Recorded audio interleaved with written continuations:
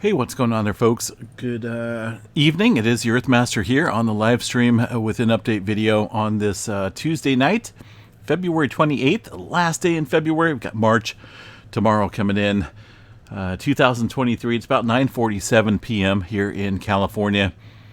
And latest earthquake shows a rather large 6 well, got little inconsistencies here. 6.2 to 6.5 earthquake coming into the region of the Bismarck Sea. Let me show you guys here real quick on the map. USGS reporting this a little bit stronger than the EMSC model on the globe. 6.5. This is a tremendously deep earthquake, 582 kilometers here into the Bismarck Sea area, just outside Papua New Guinea. Definitely not going to be associated with any tsunami because of the depth and the magnitude, but that type of magnitude way down there is definitely very interesting. Let me tell you, it's a large earthquake. A lot of movement stirred up down below the surface here at almost 600 kilometers. Now, look at historical data in this area. It does show that there has been, since about 1900 or so, some rather large, deep earthquakes out here historically. And of course, the general direction here of the plate movement should add further strain with this deeper movement activity around this subduction zone right here around the Solomon Sea. So watch this pretty closely in the coming hours and potentially over the next couple days for some larger movement just outside the Papua New Guinea area into the Solomon Sea. Let me see if this has been reviewed yet or not. It has been reviewed by a geologist, seismologist. There is the signature showing up pretty nicely on the Japan station. That's going to be the web recorder right here, live web recorder. Also down in New Zealand picking that up. So a somewhat large earthquake coming in as we speak. EMSC looks like they have upgraded it to a 6.3, but probably going to go with the 6.5 because USGS tends to be a little bit more on the accurate side. So we do have a 3.4 coming in to the North Island, New Zealand area. Now, I'm uncertain as to whether this is a legit earthquake down here in New Zealand or if it's just a phantom earthquake from the seismic wave that tends to be picked up. For example, that's the 6.5 showing up here in the New Zealand area. So we'll wait to see if this is going to be a legit earthquake or not down into the New Zealand region. Although, let's go ahead and check out the last 7 days of activity around this area, specifically of West New Britain area. Looks like there has been quite a bit of shallower earthquake activity here recently, upstream around the subduction zone level. But with this deeper movement activity occurring way down underneath the Bismarck Sea, might want to watch this area very closely around the Solomon Sea for some larger scale activity, talking about above the 6.5 level. It's a major subduction zone, and no doubt it has seen some historical earthquake activity. Let's go ahead and do a quick glance here at the historical data. It's probably going to be overwhelming, but we'll just go ahead and check it out here since about the year 1000. And we're going to draw a little rectangle. Hopefully this thing is working out here tonight. It has been a little on the spotty side as far as the earthquake catalog book goes. But I kind of want to see what's going on out here for this area. Search. There we go. It's working. It looks like it's working. Last night it was not working. So there is the 6.5 that says, for whatever reason it says that, but that is not correct. It just really hasn't been updated yet into their earthquake catalog system. Make sure the bells are turned off. We're recording. Okay. I apologize earlier this morning for the bells being interrupting in the update. Sometimes, I'm working with a new software system, so it kind of messes up the live stream on occasion. So let's see what we got out here. Deeper movement quakes have been obviously reported since about 1900 or so in this area, but that doesn't really concern me. The deeper earthquakes don't really concern me. It's the subsequent shallower earthquake activity upstream around the subduction zone that could spell trouble for this area in terms of, well, not only damage, but tsunami potential. Largest magnitudes within this area, well, this is looking further east. I'm going through the 8s here. This is the largest magnitude. There's been some 8s within the vicinity over here, west and east. But I'm kind of curious to see what's going on specifically upstream.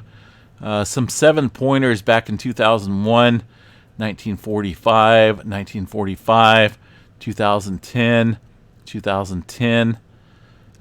So not a whole lot of newer activity upstream around the stressed area. This is where the most built up energy in the subduction zone specifically of this subduction zone accumulates. So some older movement quakes, but as you can see, this area up here, I should say down here, but it is up here in terms of the down dip. Further north on this map is deeper earthquake activity here into the Bismarck Sea, but south, further down on the map, indicates shallower earthquake activity upstream of this subduction zone right here, and it's a dandy. Let me tell you, we do see some large earthquakes out there for sure. So we'll continue to watch this region, and of course, let's see here. Let me go back to the USGS map, and of course, watch this for some further subsequent activity upstream.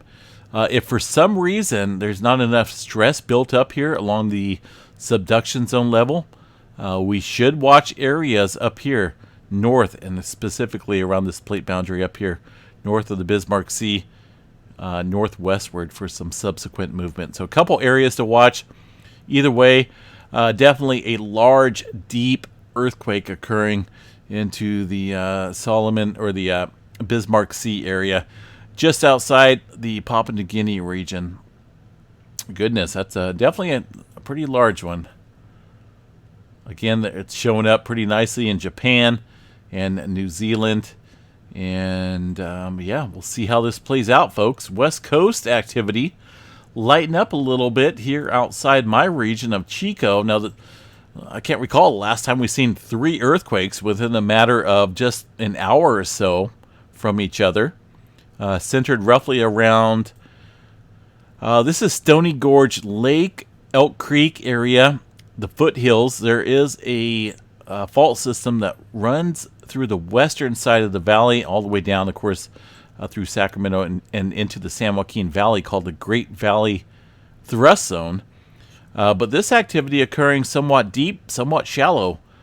We did start it off here outside of Durham with a 2.7, somewhat deep, about 13 kilometers or so.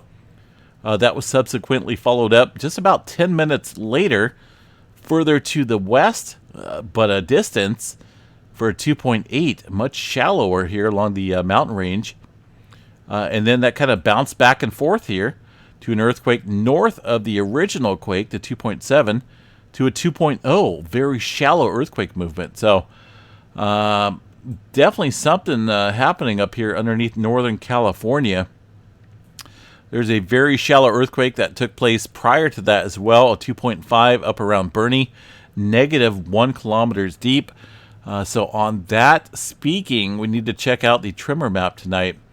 And man, goodness, kind of surprised, but they're not showing any type of tremor out here along Northern California, at least for now. Normally when we see tremor down dip, downstream, we'll see some subsequent earthquake activity kind of kicking up across the area at the surface areas. But that's definitely some interesting activity occurring here around the Sacramento Valley. It's not a highly seismically active zone, historically speaking. Looking at the historical data here, you can see specifically around Glenn County, Butte County, there's not a whole lot that takes place here in this area. Around Oroville, yes, there's been a little bit of earthquake activity historically, and some say that could be in relation to the building of Oroville Dam back then when it was built. But yeah, a little bit of a interesting earthquake activity in the northern Sacramento Valley today. I did not feel any of these, by the way, here around the Chico area. The Clear Lake volcanic field rumbling. I shouldn't say rumbling, but quaking like crazy, including, what do we got here? 2.0 in the last hour. Of course, this is all associated with the Calpine hydrothermal operations, and there's a pretty good cluster of earthquakes occurring very shallow within the vicinity of one of those hydrothermal plants, which is Calpine hydrothermal operations. They inject raw sewage below. I know it's gross, but humans, they create, I don't know, they think of some weird stuff. I would have never thought about this. Injecting raw sewage down below the heated surface to create energy. Okay, but at the same time, what are we doing here? What are we creating? Are we creating some weak areas around the crust of Clear Lake volcanic field? I mean, who knows? This could turn into a major disaster down the road, creating all these weak areas in the crust. It's been somewhat quiet here, Clear Lake volcanic field, Mount Konocti, up to the north. But man, has it been active very in recent terms. Let me see what we got here for the last 30 days of all magnitudes, and goodness, take a look. That's a lot of activity here occurring, and I would say that's above background activity here. So I don't know what's going on there, Calpine hydrothermal operations, but I don't know if they're creating extra energy or trying to create extra energy. But they're creating extra earthquakes, and that's 1,400 earthquakes in the last 30 days. And goodness, that is a lot of earthquake activity. These are relatively small earthquakes, but at the same, it is confined over an area of a couple miles in around the Cobb Mountain area.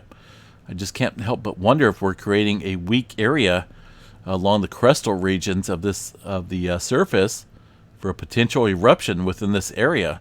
I don't know. It's something to watch here pretty closely, because we've been seeing a large uptick in earthquake activity here recently with the ongoing operations here. So hopefully they know what they're doing, right? They're professionals, right? They get paid that big money. So 1,400 earthquakes, the largest a 2.9. If we were to go back historically, it would be an enormous number of earthquakes out here. So we're not going to do that right now. But that just kind of wanted to point that out tonight. It's looking very active. If I were to see this and not know about what's going on out here, I would think, man, this is getting ready to blow. There's some type of volcanic activity going on out here. What's going on? Heads up. But the process here involves hydrothermal plants, and they're all over the place out here, folks. There's numerous ones. But goodness, I hope they know what they're doing. All right, scooting down south, Bay Area, relatively quiet. Southern California, just about the same. There's not a whole lot of activity in Southern Cal right now. We have one earthquake right smack dab on the plate boundary. That is the San Andreas Fault, but that's only a 0.9. So no major swarming activity occurring there in Southern Cal for now. In the Texas area, got somewhat of a larger earthquake here compared to the last week or so of activity, a 4.1 outside of Pecos, Texas. Well, what do we have out there, folks? Do you guys want to know? Well, okay, let's go check it out. Satellite view. Well, West Texas offers you guys some beautiful swimming pools out there in the desert, along with dirt roads that venture upon the endless areas of West Texas out here. So they also provide earthquakes. Just kidding. These are not swimming pools. These are wastewater injection disposal wells out here. And there's a process involved. I don't want to go into it all the way, but there's a process involved when it comes to oil pumping operations, fracking operations out here. There's a waste. There's always a waste of something, right? And in this case, there's wastewater. So they have to do something with this wastewater, and they inject it down below. And, it creates earthquakes. And sometimes it can be rather large out here. There was a 4.1 earlier this afternoon, 8.5 kilometers deep. Very typical what we see around these fracking operations. Big time money out here in western Texas. It's a major producer of oil, obviously, and natural gas.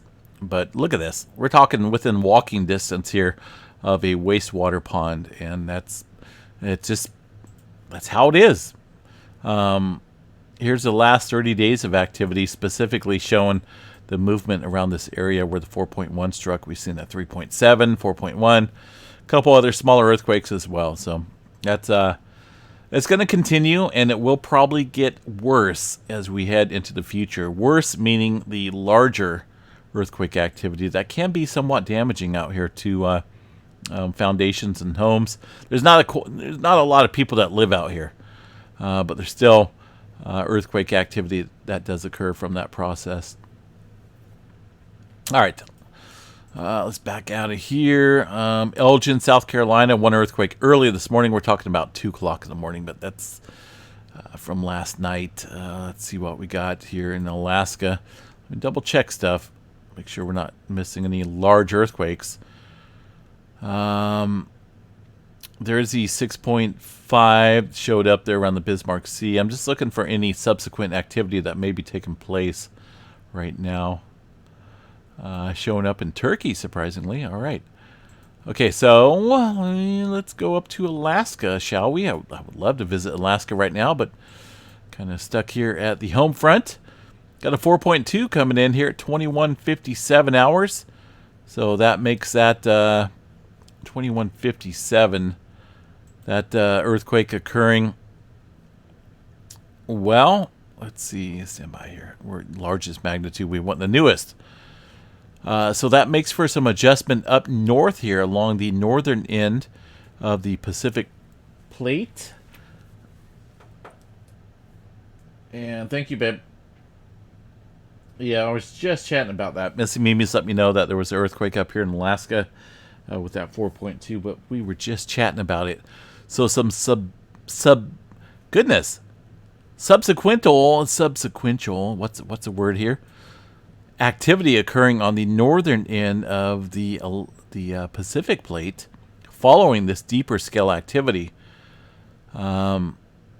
Most of the time we will look for some activity around the subduction zone level regions, but looks as though we're shooting towards the northern edge here right now of the Pacific Plate.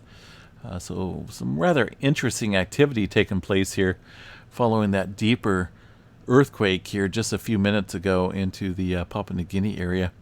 So 4.2, 30 kilometers deep. Some prior earthquake activity there in Alaska across the Cook Inlet area.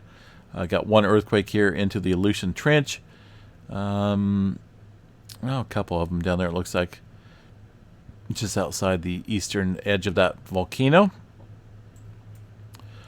But goodness, when deep earthquake activity occurs, folks, it's obviously a sign of get ready. Basically stirring the pot, so to speak, along the plate tectonics. Deeper activity out here. A couple days ago, if you remember, we seen that deeper movement earthquake outside of Italy here just off the coast. That stirred up a swarm of movement across the Mediterranean region, not showing up there specifically on the USGS map, but it triggered definitely a lot of earthquake activity out here around Crete and some movement up around France.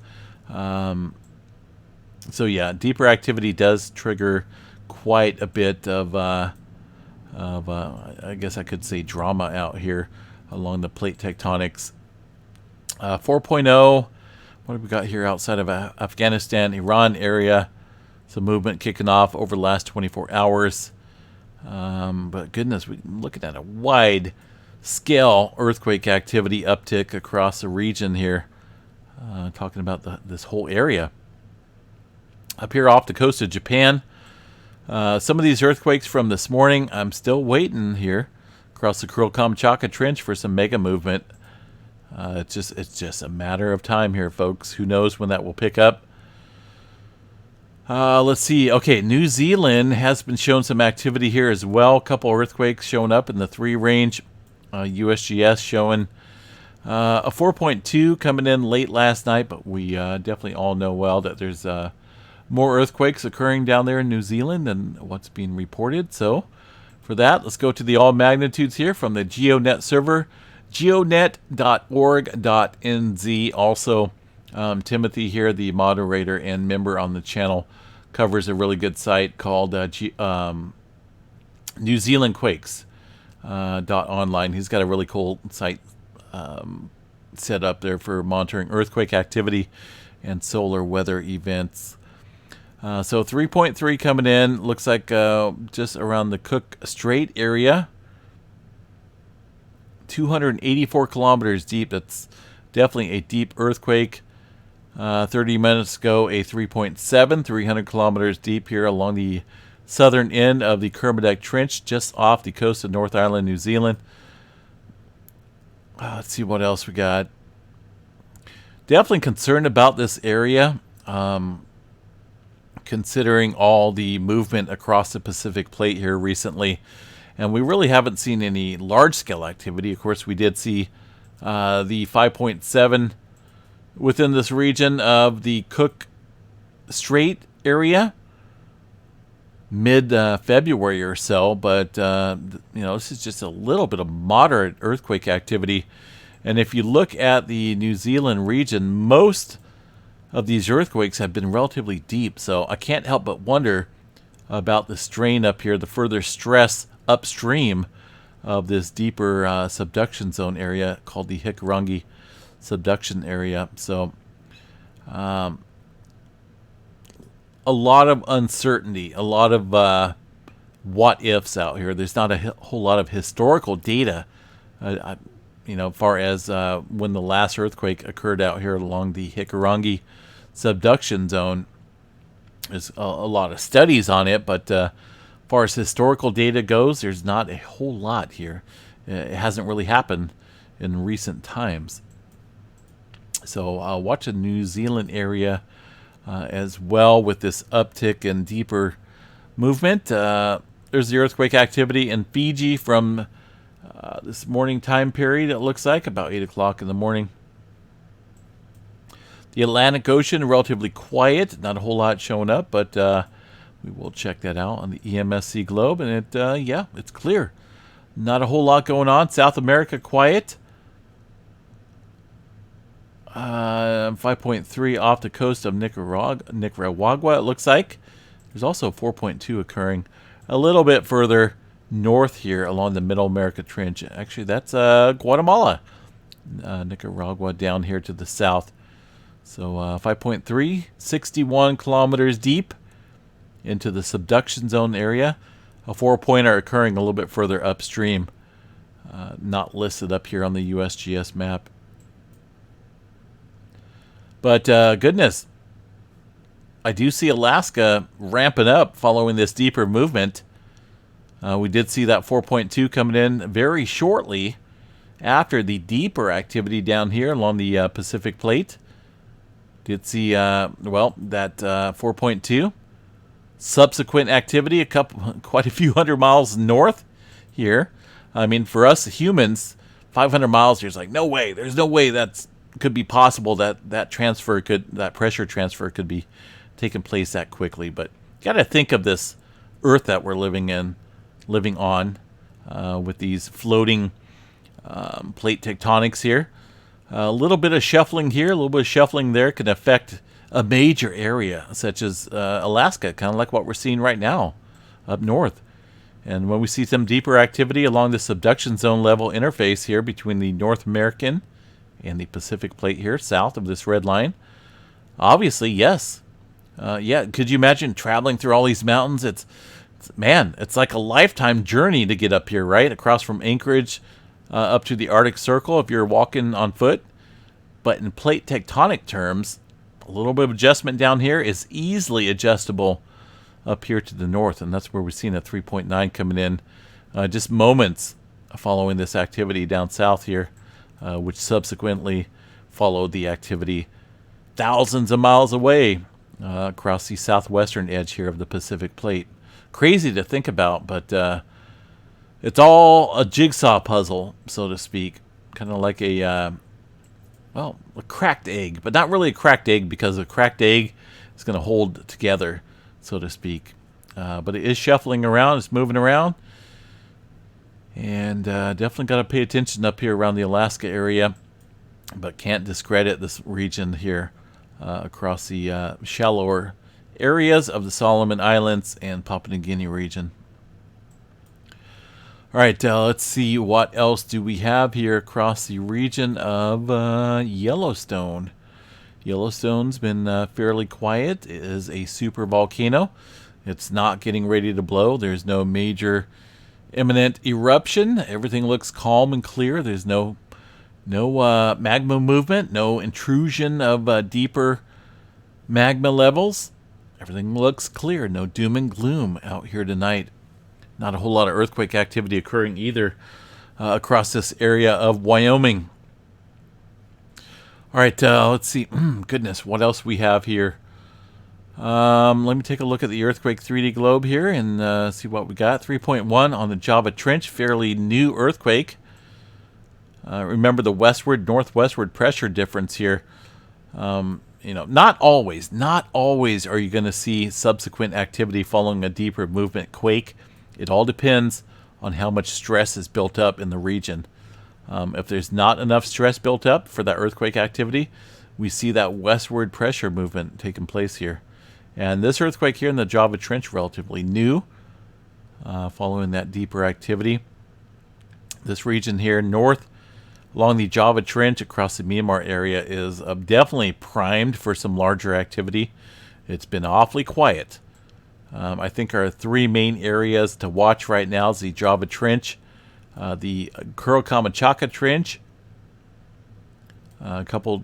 you got basically the Izu Trench and the Mariana Trench, which it's been active over the past couple months and earlier last year, so I'm not real too concerned about that area. But the big one down here across the New Zealand area hasn't really, we haven't really seen any major adjustment. 5.7, yes, but that I wouldn't consider that major.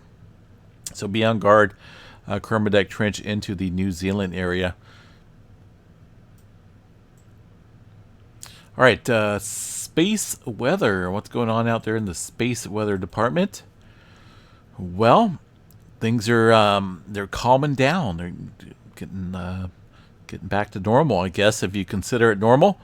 We did see earlier, of course, a large M flare kicking off here. It was a very short duration M flare. Peaked out at about I think it was like a M8.6. There we go. Since then, we've seen a little bit of hopping and skipping here of a C flare category. And it looks like for the most part, that activity has been coming from that regional sunspot that produced that short duration M flare earlier this morning. There's still a lot of arcing here. Notice that magnetic structure here. Notice these lines. Look at that. Very dynamic across this sunspot right now. It does harbor some potential for at least another M flare or two. Looking at the magnetic structure here, it has grown drastically, and actually looks pretty complex here with this latest imagery. So we'll continue to watch this sunspot. It's not lined up with Earth right now. Looking at well, basically, if anything were to shoot off, as far as eruptive flares go, don't think it will be geo-effective. It may catch a glancing blow depending on the type of eruptive activity from the sunspot. But continue to watch that for some M flare activity. Down here, not a whole lot of development. I wouldn't worry too much about that. A couple new sunspots developing here around the eastern side of the limb of the sun. Doesn't look like, well, we got 3239, a newly named sunspot here, right here.